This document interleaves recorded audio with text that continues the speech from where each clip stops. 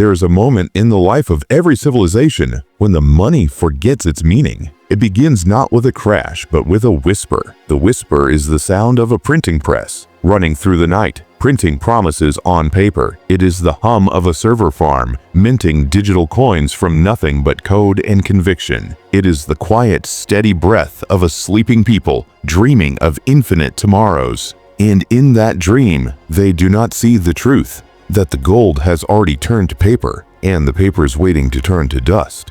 Listen, can you hear it? The silence in marble halls, the kind of silence that comes before a bank run. It is the silence of a church before confession, a hollow, waiting silence. This is where our story begins, not at the beginning, but at the end, in the ruins.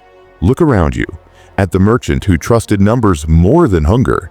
He stands in his shop, surrounded by goods no one can afford, holding a stack of currency so thick it feels like a brick. But it is a brick of ash. It will crumble in his hands. He counted his wealth in zeros added to an account, but he forgot to count the loaves of bread, the barrels of oil, the respect of his neighbors. He believed in the number, and the number has betrayed him. See the banker who mistook paper for power. He sits in a leather chair, in a room that smells of old wood and older fear. The vaults behind him are full, but they are breathing their last sigh. He thought he was a wizard, turning debt into diamonds, spinning straw into gold. But he was only a man, painting a mirage on the wall. And now the paint is peeling, revealing the cold, hard stone beneath. Watch the crowd that cheered as the vaults ran dry. They are not cheering now. They are standing in lines that stretch around city blocks, their faces lit by the glow of their phones, watching numbers fall like stones dropped into a bottomless well. They traded their time, their labor, their freedom for a digital promise.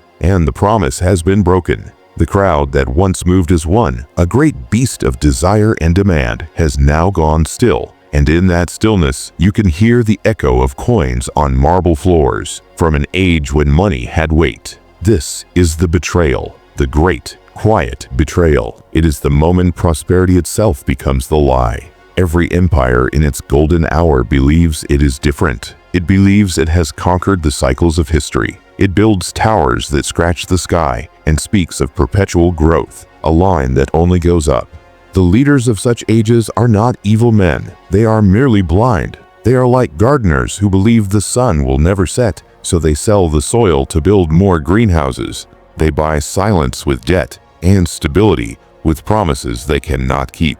They are printing their own tombstones and calling it progress. The worker counts his wages that mean nothing. The numbers on his pay stub are larger than ever, yet he feels poorer. He can feel the hollow core at the center of things. The rustle of the worthless notes in his hand is the sound of leaves skittering across a grave. He was told to have faith in the system, and that faith has become a debt he can never repay. This is the biological truth, the hardwired flaw. The same ambition that built the cathedral, the drive to provide, to conquer, to be remembered, is the very instinct that the system preys upon. It offers you everything you are wired to want: security, status, a legacy. It turns your own purpose against you. The hunger that made you strong is the same hunger that leads you to feast on poison. And what is the mechanism? It is a beautiful, terrible machine. It is a clockwork god made of greed loops and debt traps. It runs on the fuel of your anxiety, your fear of being left behind. It whispers that you must spend tomorrow's earnings to buy today's peace of mind. It inflates the value of everything you own, making you feel rich. So you will borrow against that imaginary wealth to acquire more. It is a snake eating its own tail, a perfect closed system of self-cannibalization. The warning signs are always the same. They are written in the same script, in every language, across every century. The market that cannot possibly fall, the new technology that changes everything, the guru who says the old rules no longer apply. It is the crowd's roar of false optimism, a sound so loud it drowns out the quiet ticking of the clock. It is the political denial, the refusal to see that the foundation is cracking. It is the worship of the currency itself, the symbol over the substance. This is the social conspiracy, the hidden architecture. It is not a meeting in a dark room. It is a consensus in the bright light of day. It is the government that needs you docile, the corporation that needs you hungry, the bank that needs you indebted, the culture that needs you consuming. They did not build a prison of iron, they built a cathedral of paper, and they made you a worshiper. They gave you false idols, fiat wealth, perpetual progress, consumer salvation, and you bowed your head and prayed. Then comes the collapse. It is not loud. The movies get this wrong. The collapse is a quiet thing. It is the moment the numbers stop lying, the graphs flatline, the ticker falls silent, the apps won't refresh. It is the emotional destruction point. The trader stares at a red screen, not in panic, but in a kind of awe. The family looks at the foreclosure notice on their door, and the paper feels heavier than the house ever did. This is the reckoning, the moment every man and woman realizes in the pit of their stomach that they traded their freedom for an illusion. The silence after the collapse becomes history's loudest echo, and here is the bitter truth.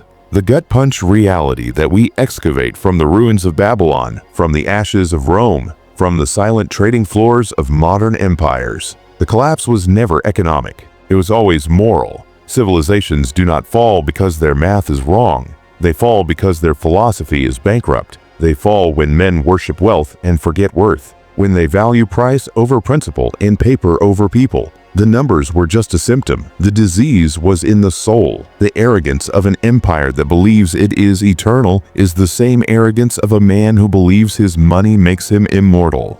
It is pride, the oldest sin, the belief that we are the exception to the rules of earth and sky. We did not lose our money, we lost our minds. So what remains when the smoke clears, when the gold has turned to dust and the paper has blown away? The sun still rises. The seed still grows in the soil. The craftsman's hand still knows its skill. The human capacity for courage, for integrity, for community. These are the currencies that cannot be inflated. This is the awakening, the Stoic philosophical rebirth. We rebuild not through greed, but through grounded wisdom. We choose awareness over impulse. We choose value over vanity. We choose principle over paper. We remember that true wealth is not what you own, but what you are. And what you are cannot be repossessed. It cannot be devalued. It survives every crash. It outlasts every currency. Every empire thinks it's different until the smoke smells the same. If this story stirred something in you, subscribe to Wealth Rex, where the ruins of money still whisper their truths.